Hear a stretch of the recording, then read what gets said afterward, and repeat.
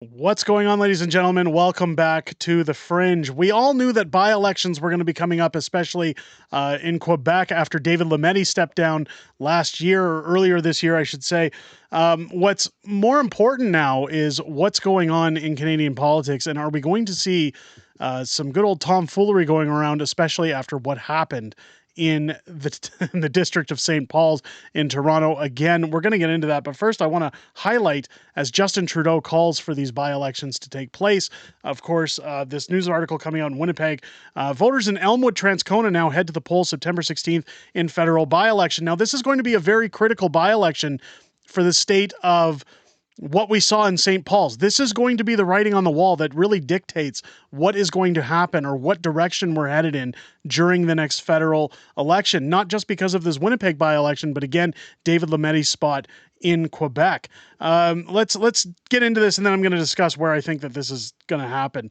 Voters in Elmwood, Transcona will go to the polls September 16th in one of two federal by-elections Prime Minister Justin Trudeau announced on Sunday, as well as a by-election will be held in the riding of LaSalle, Verdun in Quebec, to elect a successor to former Justice Minister and Attorney General David Lametti, who announced his retirement from politics in January. So it was this year, I apologize. He was expelled from cabinet 6 months earlier.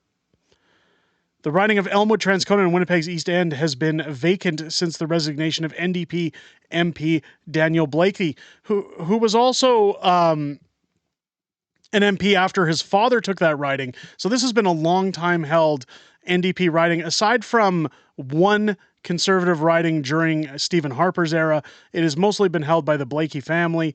And now that Blaikie is retired, it's up for grabs. In May, NDP selected Transcona Biz Executive Director Leela Dance to carry the party's banner in the by-election. In a statement Sunday, Dance promised to stand up to Justin Trudeau and fight back against Conservative cuts to their healthcare, childcare, and services they need. Now, again, this is a typical NDP stronghold for Winnipeg. But I have fears that, not fears, I have fears for the NDP. I should say that it's not going to be as easy to clinch as they think it's going to be. They want someone who will defend workers, not the big bosses making money and on the backs of hardworking Canadians, said Dance. I'm going to fight tirelessly to make sure your life is better and more affordable because New Democrats work for you, not wealthy donors or corporate insiders. The Conservatives will be represented by electrician Colin Reynolds, while Ian McIntyre, a former teacher and president of the Manitoba Teachers Society, is running for the Liberals in the riding, which has been predominantly held by the NDP since its creation in 1988 as Winnipeg Transcona. Again, I think when you look at a riding that has been held this long, again, this is reminiscent of the riding in St. Paul's that we just saw lost to the Conservatives, and again, kicked up a lot of dust for Justin Trudeau. So if this riding were to go Conservative, and it's looking very positive for Colin Reynolds at this point, I think, again, we could see more calls on Justin Trudeau to step down. Might be the final nail in the coffin. Blaikie announced his resignation in February to take the strategic role in Manitoba's new NDP government. He's Premier Wob News, Senior Advisor on Intergovernmental Affairs. He's been the riding's MLA since 2015. In 2021, he won the riding by a majority of 9,000 votes over Conservative Regine Caron. Blaikie's late father, Bill, was the area MP for almost 30 years before that.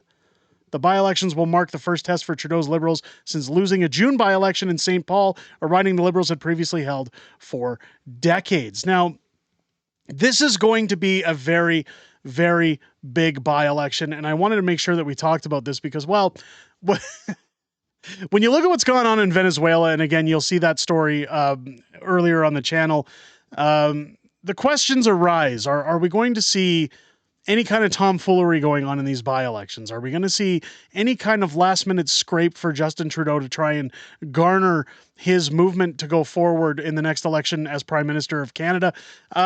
We all look at the infamous interview that came out last week with Keean Bexte and Justin Trudeau, where he said he's not concerned about the next election. He will be running in the next election. Despite his horrible polling numbers, this again drives up the concern of, is there things going on in the background that are going to really result in shenanigans, we'll say, during electoral processes?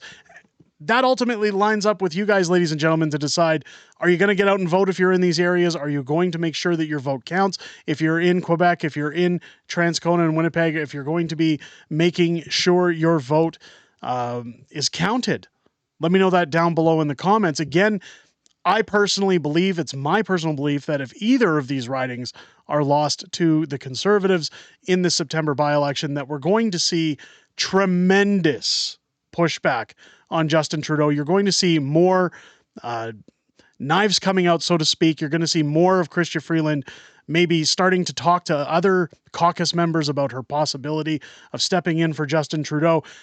Your guess is as good as mine where it's going to go, but I think things are going to get nasty if any of these ridings go to Conservatives. But let me know what you think, ladies and gentlemen. Let me know in the comments down below. If you enjoyed this video, make sure to leave a thumbs up with a comment down below. It does help us in the algorithm for getting out there so that other people can see this video pushed out. If it's your first time here, I hope this video has earned your subscription. Make sure you're hitting that button, you click your bell for notifications, doing all the usual YouTube jazz, and join me every Friday here on the channel for our live streams, Friday Night Fringe, where we talk about everything that's happened the past week in politics, everything that we know that's coming up in the week ahead, and some back and forth within our community. It's always great to see you guys in those streams outside of making these videos, and I look forward to hearing what each of every one of you has to say, including this upcoming Friday night, again, starting at 6 p.m. Pacific, 8 p.m. Central, here on the channel. I hope you guys enjoyed this video and have a great rest of your day. I'll catch you on the next one.